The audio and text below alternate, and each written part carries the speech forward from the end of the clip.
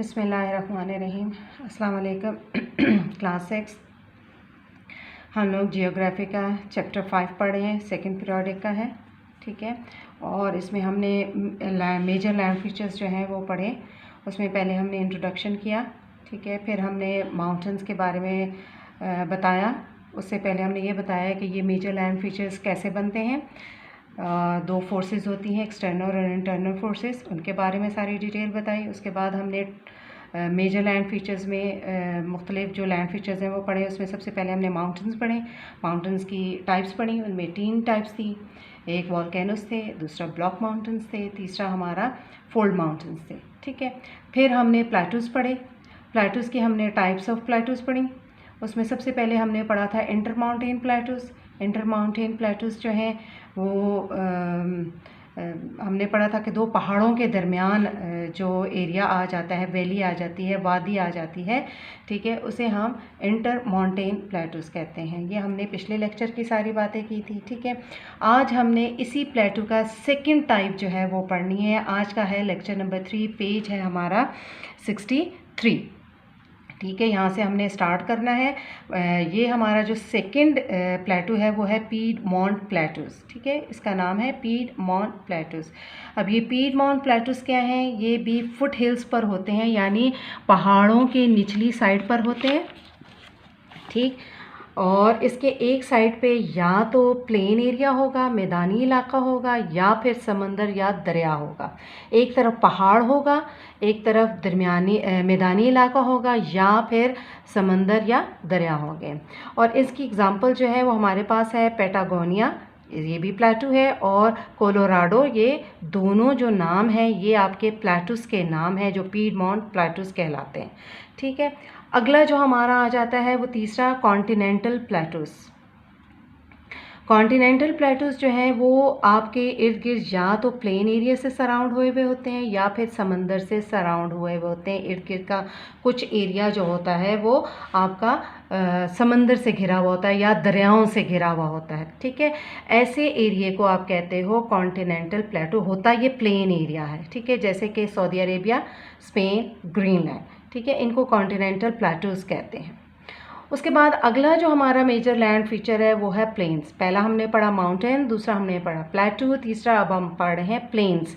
Planes जो होते हैं वो सीधे मैदान होते हैं, चटियल मैदान जिसे कहते हैं, सीधे होते हैं। Vast stretches of flat land जो है उसे हम कहते हैं जो प्लेन कहलाए जाते हैं, ठीक है।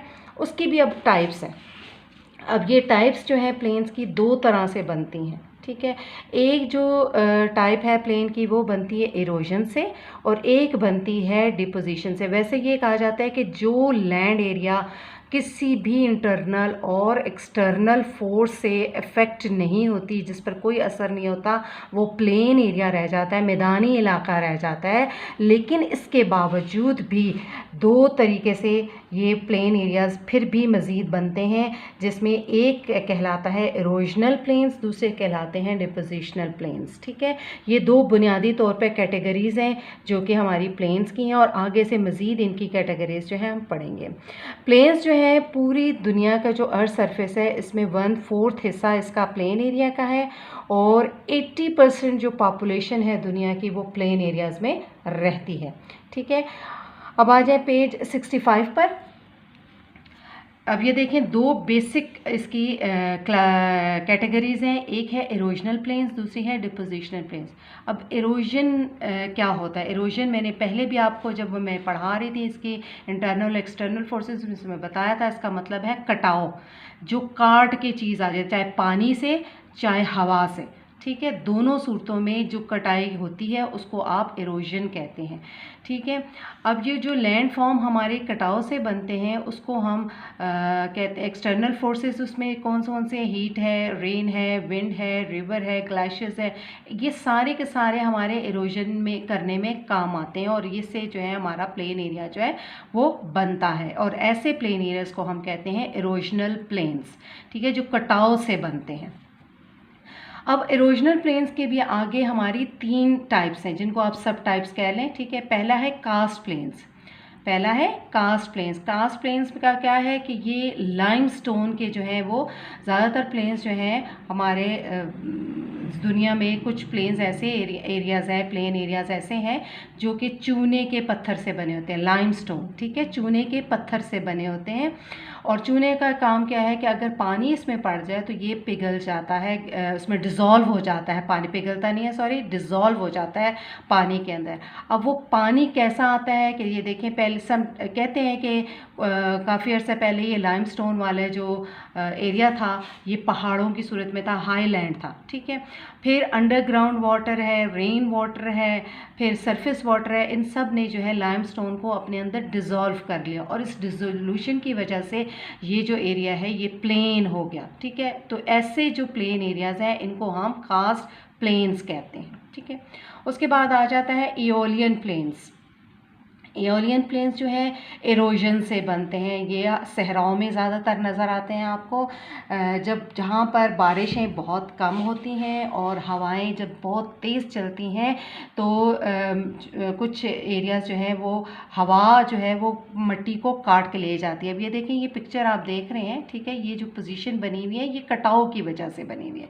जब हवा चलती है तो यहाँ से मिट्टी जो है ये ले जाती है, हवा जो है मिट्टी उड़ा लेती है, इधर से काट देती है इधर से, और कहीं ना कहीं इसको डिपॉजिट कर देती है और इस तरीके से ये प्लेन एरिया जो है वो बन जाता है। ऐसे प्लेन एरियाज़ को हम कहते हैं एओलियन प्लेन्स। उसके बाद आ जाए आपके आते हैं ग्लेशियल प्लेन्स, ठीक है। ग्लेशियल प्लेन्स भी जो होते हैं, बड़े बड़े तोदे जो बर्फ़ के होते हैं वो सीधे होते हैं, इसलिए इनको आप ग्लेशियल प्लेन्स भी कहते हैं और ये भी जो है इरोजन से ही बनते हैं। मिसाल के तौर पर आइस शीट्स जो हैं वो कन्वर्ट हो जाती हैं फ्लैट लैंड में इरोजन की वजह से। जब इन पे कटाव होता है, पानी गुजर जाता है, हवाएं गुजर जाती हैं, तो वो भी कटते चले जाते हैं और बाद में ये लैंड की सूरत में, प्लेन लैंड की सूरत में फॉर्म हो जाते हैं, ठीक है। तो इनको हम कहते हैं ग्लेशियल प्लेन्स। तो आज के लिए हमने ये पढ़ा, प्लेन्स पढ़ा, प्लेन्स की टाइप, प्लेटू पहले पढ़ा, प्लेटू की दोनों टाइप्स पढ़ी, फिर प्लेन्स पढ़ा और प्लेन्स की हमने इरोजन की जो है तीनों टाइप्स जो हैं वो पढ़ी हैं। नेक्स्ट लेक्चर में हम डिपोजिशनल प्लेन्स पढ़ेंगे और उसकी टाइप्स पढ़ेंगे, ठीक है। इसको समझिएगा, पढ़िएगा। अल्लाह हाफ़िज़।